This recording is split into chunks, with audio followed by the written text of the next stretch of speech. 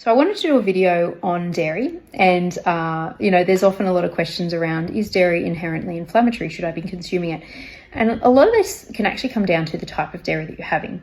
So what's really interesting is ancestrally, we actually consumed a lot more of the dairy product or the casein that comes from a specific type of dairy cow, like Indian cows contained a type of dairy that had a protein called A2 casein. And this is a type of protein that we actually find relatively easy to digest in our gastrointestinal system. But somewhere along the way, a very interesting thing happened with cows and what's happened for our westernized cows, or what are called Jersey cows, is that a missense mutation occurred. What is that? It's essentially where a single amino acid has been swapped out for another. So in this case, instead of proline being part of the structure of the casein protein, it got swapped out with histidine. This changes the overall shape and configuration of the protein itself. What does this mean? It provides kinks in the protein shape that we don't usually get with A2 casein. So this means that it makes it harder for our gastrointestinal system to actually break down.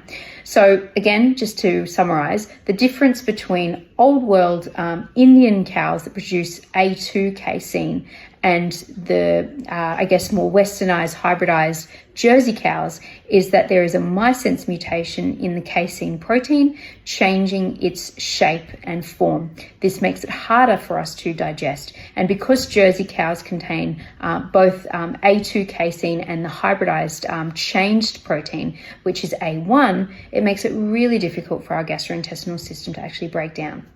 What does happen though is that when we do try to digest the A1 casein protein from the Jersey cows, we end up partially hydrolyzing it, breaking it down a little bit, and we end up with this product called beta-casomorphin 7. And essentially this is just a tiny little molecule that is able to be binded to by antibodies. So our body can actually make antibodies that will bind to this type of protein fragment.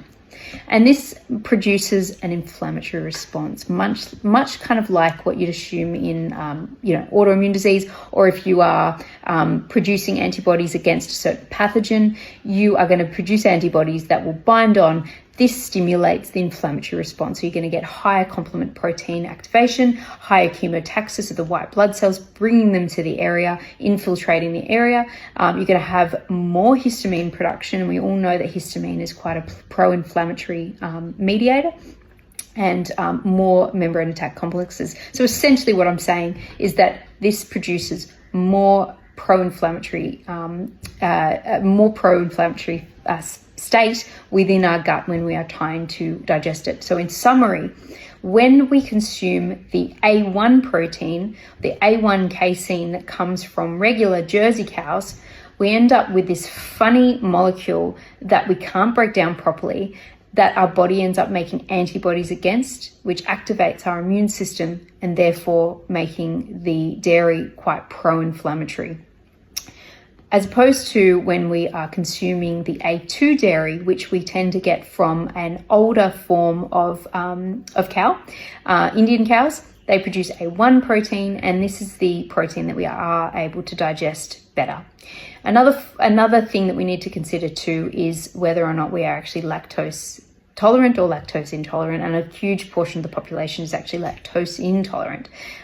Especially those of Asian heritage, they have a harder time producing enough of the enzyme lactase that helps to also break down the milk proteins too. Anyway, hope you found that interesting. Until next time.